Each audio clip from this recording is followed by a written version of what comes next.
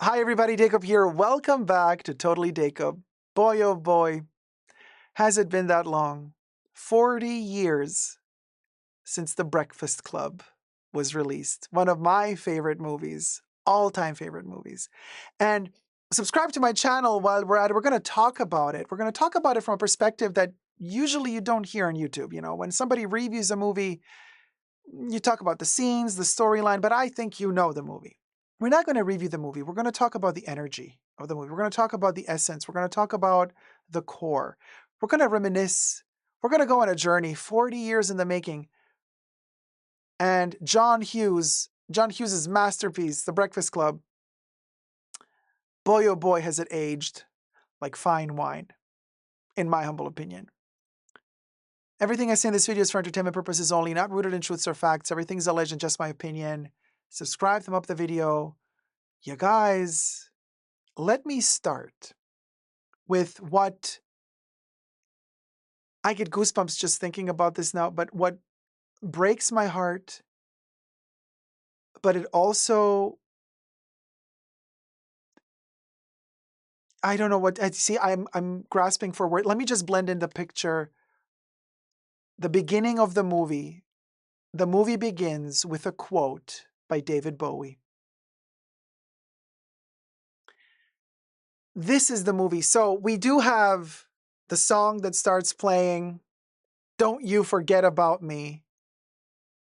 And this text appears on the screen. And of course, we learn a lot from this text, even before the movie, even before we see anything on screen. We have a black screen and this text, the quote changes. David Bowie says, Debbie, and these children that you spit on as they try to change their worlds, these children are immune to your consultations. They're quite aware of what they're going through. David Bowie. This gives me the chills every time, and especially the moment right after, as that song starts, Don't You Forget About Me, this text appears on the screen and it shatters like glass.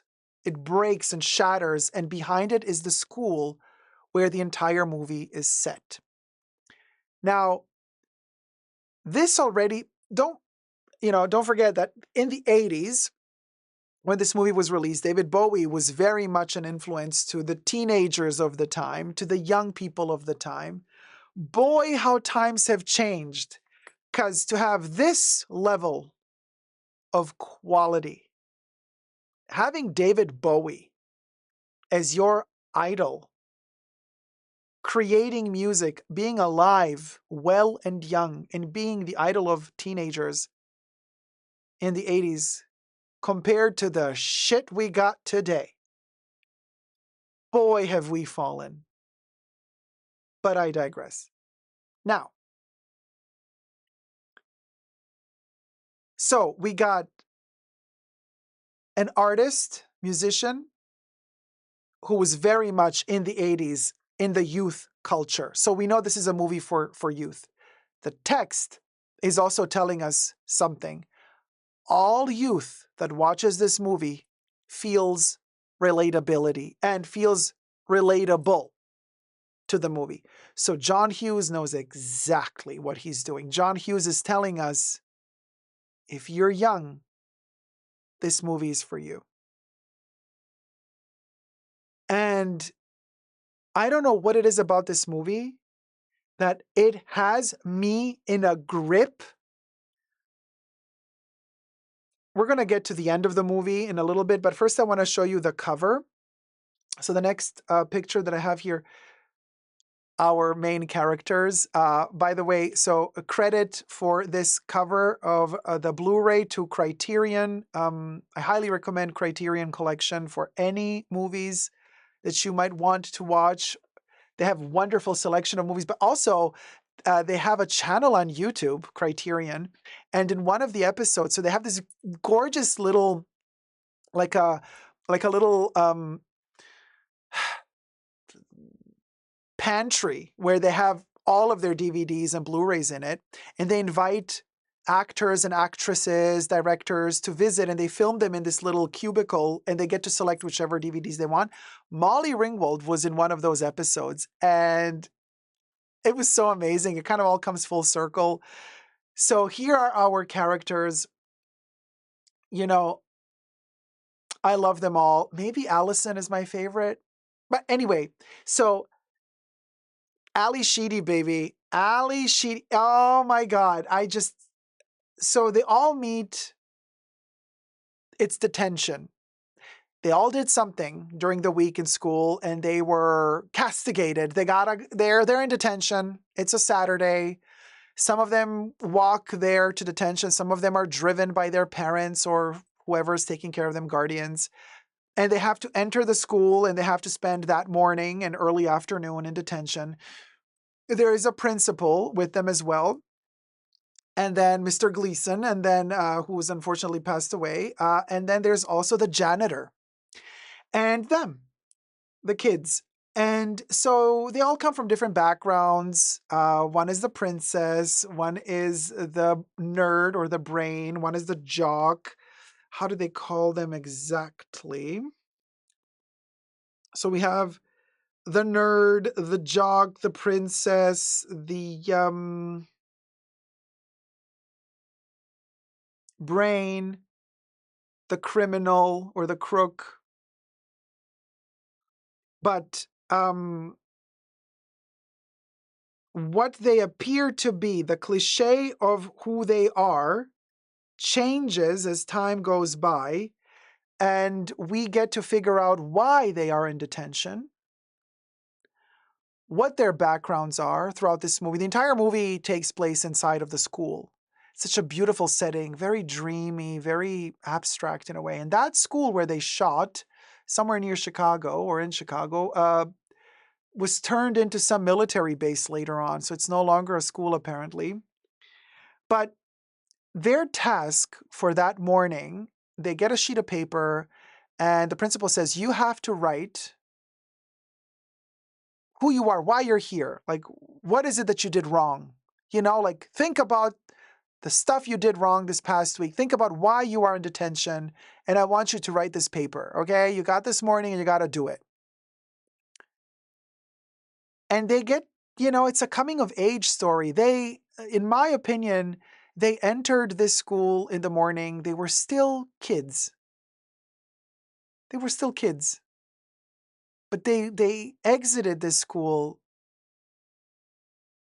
still with dreams and hopes for the future, but they lost their youth. And by that, I don't mean that something sketchy happened. There was no weird stuff, okay?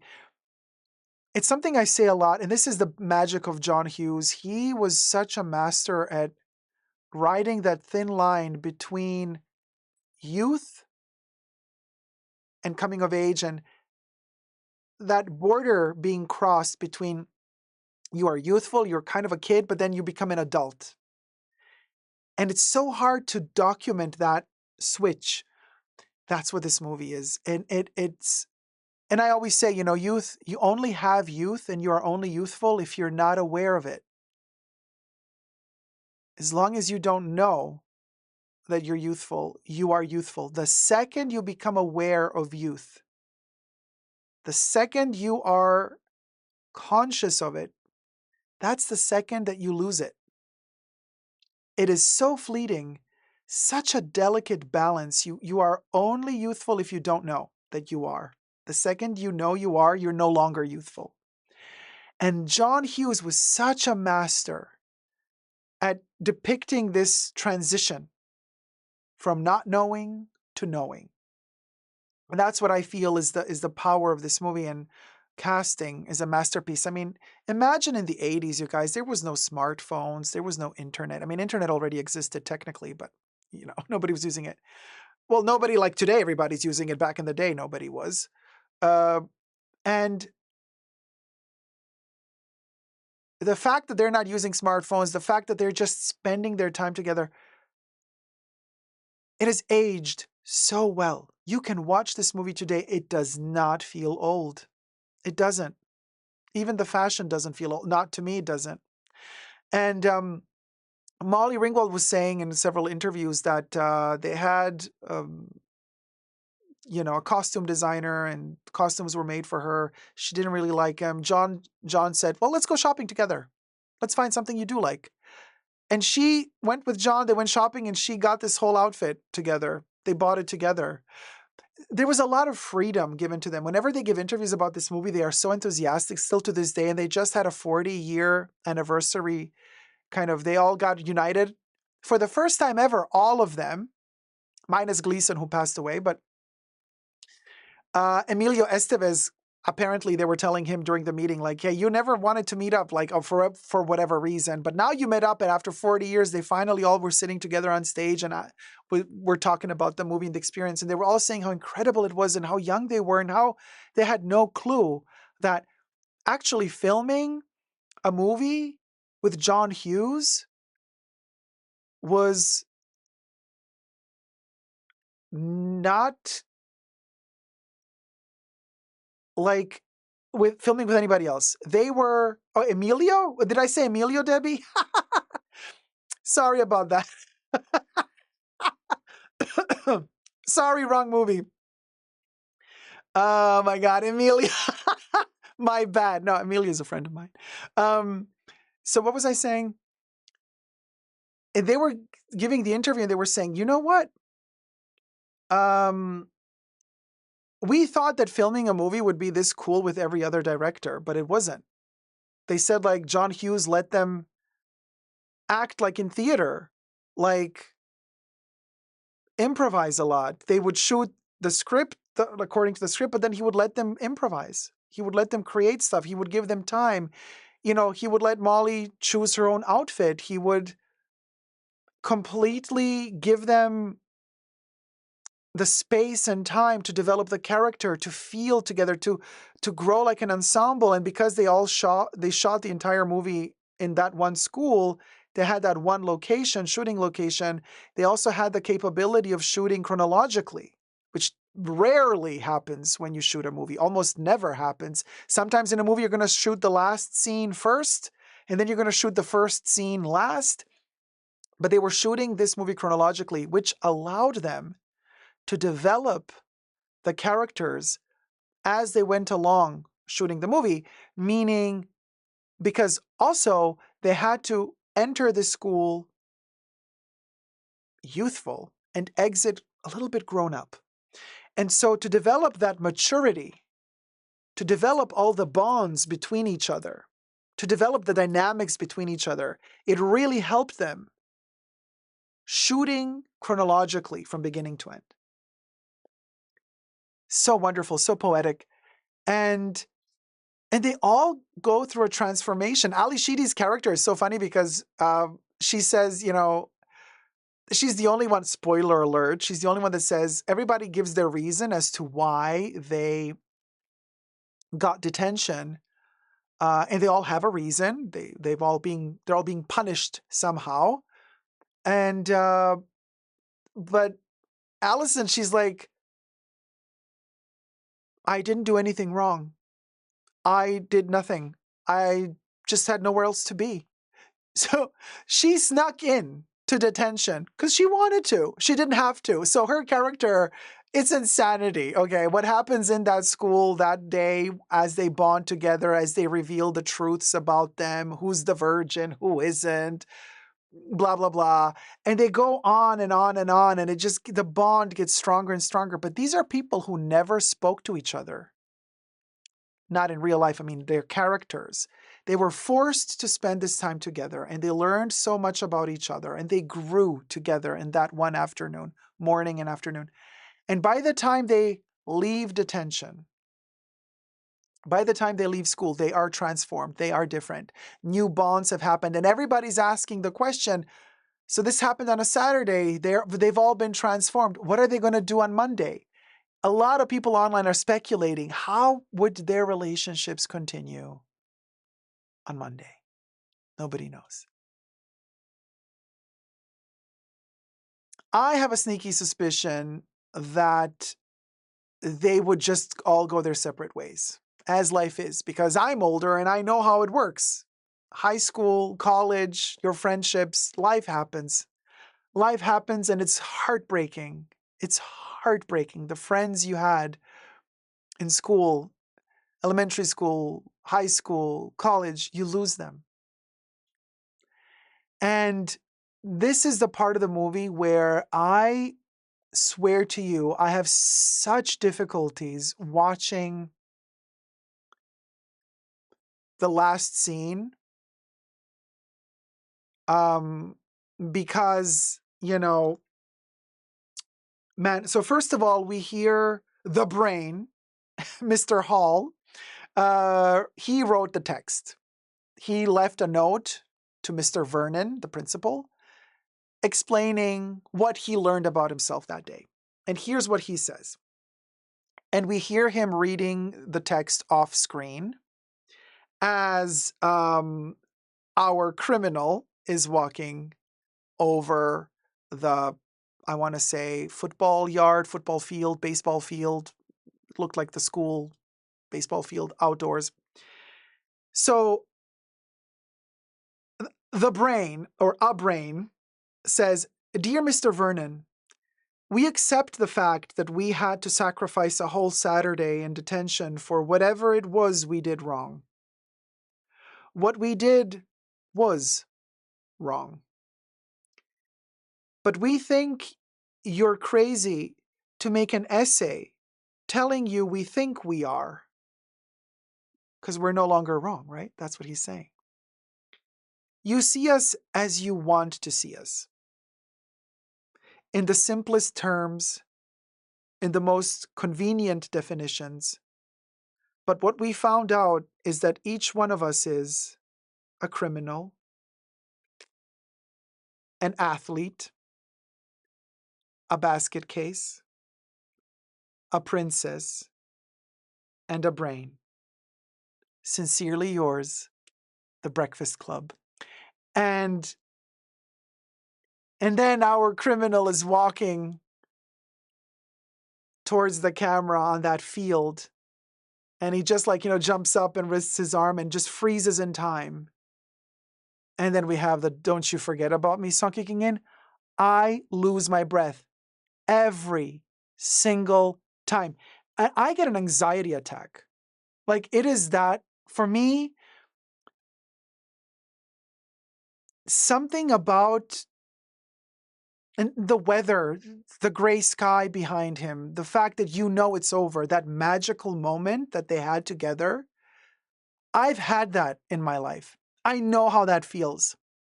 I know how intense that emotion is when you're growing up and something like this happens.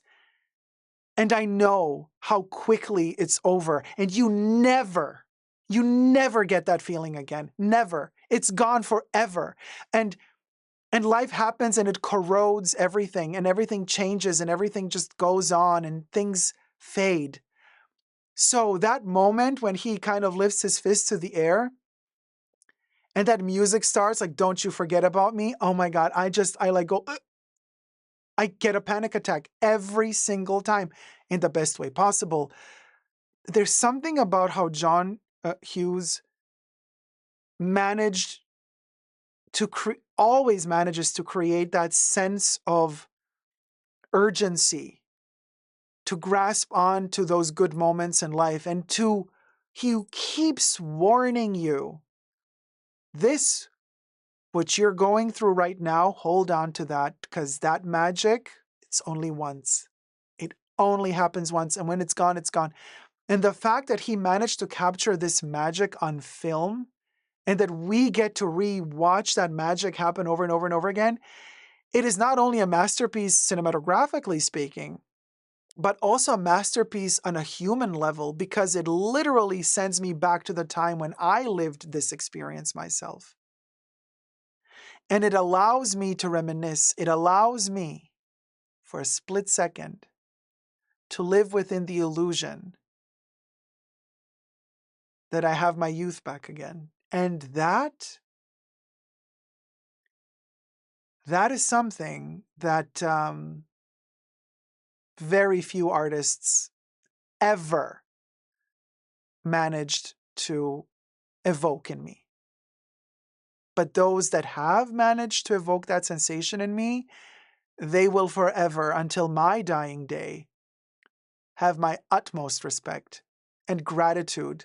Gratitude because this movie is like a little breadcrumb that I can always carry with me whenever I feel the need to find my way back to that youthful time, a time, the time before I was aware that I had that youth, because the second I became aware of it, it was gone. Every time this movie begins, for a split second, I forget what youth is. Hence, I get it back. But it's an illusion. It's like a magic trick. And when our criminal lifts the fist at the end, the magic breaks, I lose my breath, and I'm back to reality. Thank you, John Hughes, and thank you to this wonderful cast. It might be 40 years since the movie was released. It might be 40 years in Earth time. But for me, it feels like not even 1 second has passed. It's my escape to where time stops. Thank you so much for watching. Let me know your thoughts down below. And happy 40th birthday to the Breakfast Club. Subscribe and thumb up the video. Love you loads.